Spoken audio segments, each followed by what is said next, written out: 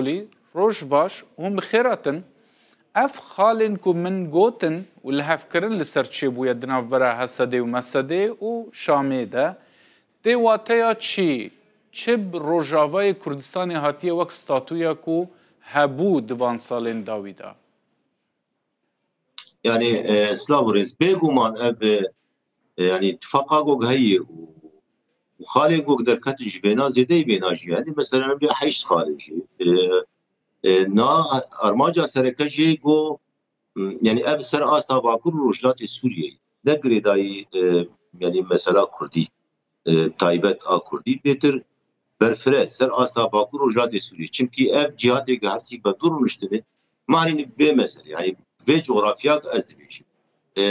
مثلا مجلس سوريا ديمقراطي وهيزا سوريا ديمقراط قصدي وربه بريا خسر يعني بالتمامتي تشتكوا هي ابايا وك هالوستوان جي بيشروجا سوريا جي حكومتها بوك هي انا السوريي الوستوان جي یک جيب كارب بيج نامه يك وك يعني تشاو مثلا ريغرتني لبر وان تصوري جوج هبون يعني بيجي انه وكريمه كنو يعني انفصالي يعني شبكي خالي جوجان انا ذكر بون تمامتي تاكيد تكزدك سرقو يعني افهري بشك اشقاق سوريي و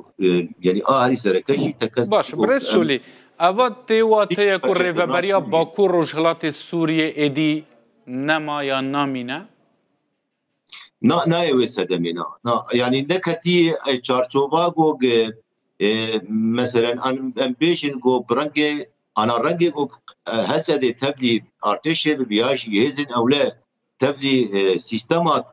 سوريا بشتي به او الياني او ثوابت وينا هاني يعني ثوابت گو برنگي كي نارنگي كي يعني گو بيجي تکاتکا در باش برس شولی هفتین بره ریبر و سرکردین روجاوای کردستان ریوبریا خواستاریان باکو روجلاتی سوریه دگوتن کو او سرکوماری احمد شرع ناس ناکن جبر کو پرس بوان نهاتیه کرن لی یک جخالی لحف کرنی او کو پیروزبایا وی بی کرنو بیتا دعوت کرن جبو روجاوای کردستانه اف گریدای چه بو اف گوهارینا جنشکه و نا يعني هالوستي جوجل بيدهم هسدي باري ببريا خسر به يعني مسدي به افرسي سازين سركت باپروجلات سوريا ده هالوست اوان غريداي چالاكي جوج شامي چيت يا شي بروجي جوج شامي تل دار خستنا مثلا او جواكا جوج تدي اسر كفتني جوج شامي چيبو او جواك تدنا حاضر بون لغوري بيجي هسدي جوج يعني امنا معني بي ت او اخواجي يعني وقت بيجي رازيقونا خوش ندا نا حتى كوميتا آمده كارج بوش كوم جواكا آنا توي جوجل ممكن جوجل دار كبه أو جي حتى نا ندياره جو يعني بيهالوست رجير چه يعني باشا نا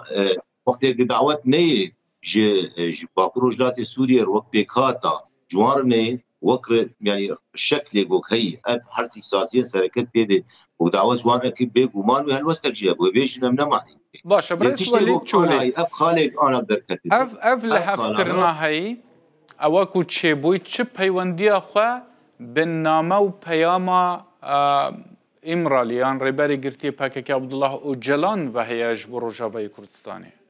نا خلاص ركب بنا بغريداي باوري آمده از بيشب اف غريداي يعني وقت نامه جي تركي جي راستي يعني وقتنا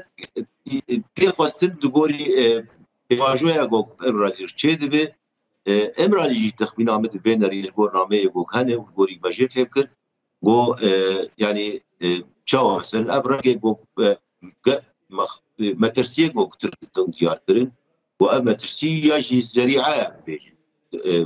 ایگو ترکی دن دیار کرن و اب زریعه جی بین آلی تشتی گو ممکن کاربت به مسئله ببه و هزن بیانی ایده دوری قصد ایده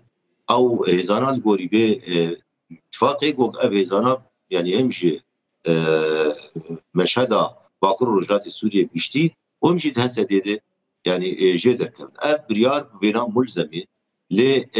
براستيجي او جريداي بشبه يعني مثلا جريداي ديسه بالغوري يعني داخيانيا جنرال مظلوم عبد اللي بيجي يعني ام بنيتن گوگ ام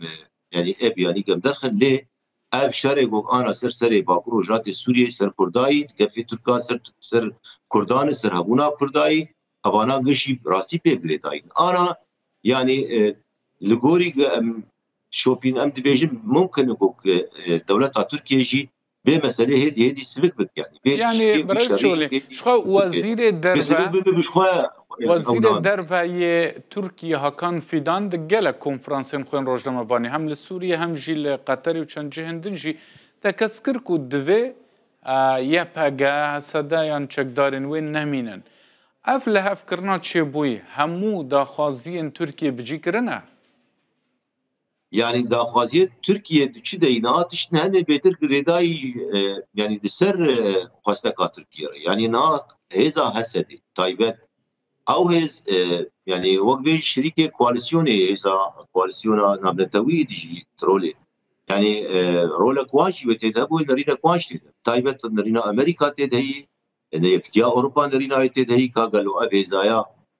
يعني بوي وقت كوك او بكفاش يعني حل بك يا انا وقت ابا بريارك براستي سر خواست يعني سر اويري سر يجي مثلا بيجي سر قوتا تركيا جي ريو سر يعني بريارا بيديش ابا بروجات سوريا جي نا شراكتك هي وهي داعش وامريكا حتى دوجي شر قاعده وشر داعش كده بها وانت برياري خوي فرمي ندان وشاغ هذا تحالف كاري خب داوي بك وشاغ ممكن اللي بقرك دي رنج هسدي تجي ورنج عسكري بمر امشي بريداي دي سبروشا شامي يعني قال روشا شامي بر بكوف دار نا اب يعني قوايا كمي جو بشالي ريفريا خسر وهسدي ومسدي وشخو ام دزانو كوميتاك جي بي آواکرین اف کمیته معنی به تواصل افشانیر دامستدین افشانیر دیالوگ افشانیر اف کمیته دیگه چه انجامی اف جی و در دیس سر مثلا سیستم آگو یعنی آگ یپگی و یپجی و حسدی و ویرنگی گیشی و لسر و بیگریدان لید باوری آمده اد بیم یعنی گوری گوگ وقتا گوشی پرساگ نو کارچ گریدانه هنی دیالوگ يعني امرالي تشيدبي براسي باندوراوي هي وقت بيجي مرحله بيشكتي مرحله او بي يعني امتزانن و باندوراوي سربرشي زيدي بينات تشتكي لازم بيزي يعني نهار وستي قالكي هي براسي جي شامي ام نوك يعني هرمي بروجات سوري روج اواي كردستان برجي ام نوك مخالفتي نسي روشا هایی ببین نه ام خواه ببینن پرچاک جی سوریه و جی قرار سوریه ام خواه ببینن بله